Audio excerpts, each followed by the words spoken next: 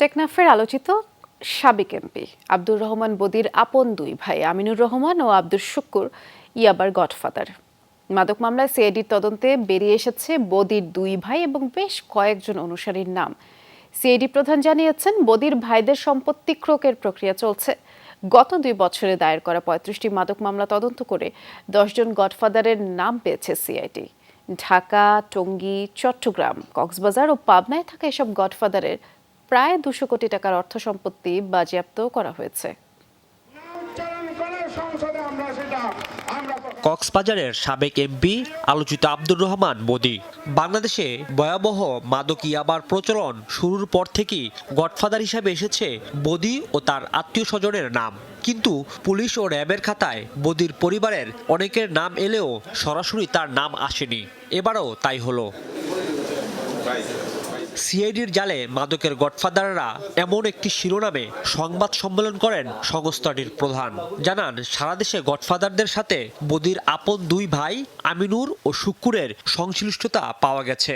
তাদের যাবতীয় সম্পত্তিও ক্রোকের জন্য শনাক্ত করা হচ্ছে। তার অনুসারীও আছে এবং তার ভাইরাও আছে, তাদের কিন্তু আমরা আইনের আওতায় নিয়ে আসি। যদি পেয়েছি আব্দুল শুক্কুর এবং আমিনুর রহমান তাদের এই নিয়োজিত যে ইয়াং গ্রুপ আছে, এই ইয়াং গ্রুপের মাধ্যমে বিভিন্ন জায়গায় পৌঁছে দেয় এবং তাদের সম্পত্তিও ক্রয় করা হয়েছে। তাদের অলরেডি আমরা 6.9 একর সম্পত্তি শনাক্ত করেছি। সিআইডি বলছে, 2022-23 সালে সারা দেশে দায়ের হওয়া আলোচিত 35 মামলার অধিকতর তদন্ত করেছে তারা। এতে পাওয়া গেছে 10 শীর্ষ মাদক ব্যবসায়ীর নাম। এই 10 জনের মধ্যে 5 জনই কক্সবাজারের টেকনাফের। এরা হলো ফজর আলী, সিদ্দিক আহমেদ, নুরুল কবির, শফিক আলম ও নুরুল হক।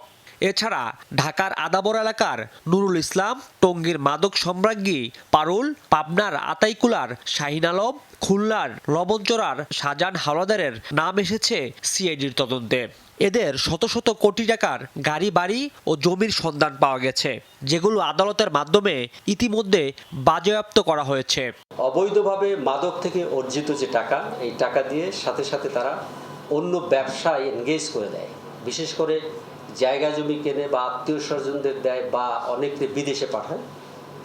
তো এই হিসাবে আমরা টোটাল 178 কোটি 44 লক্ষ টাকার মালামাল আমরা ক্রোক এবং জব্দ এবং ফ্রিজ করেছি। বাংলাদেশে প্রতি বছর গড়ে প্রায় 80,000 মাদক মামলা দায়ের হয়। অধিকাংশ মামলায় তদন্ত শেষ হয় না। তদন্ত হলেও গডফাদারদের নাম আসে না। এগুলোর মধ্যে বাছাই করে আলোচিত মামলার অধিকতর তদন্তের সিদ্ধান্ত নিয়েছে সিআইডি। এখন পর্যন্ত 10 মামলায় 122 জনকে গ্রেপ্তার করা হয়েছে।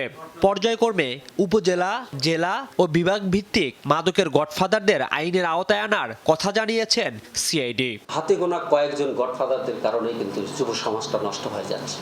রাজীব আহমেদ, যমুনা নিউজ, ঢাকা।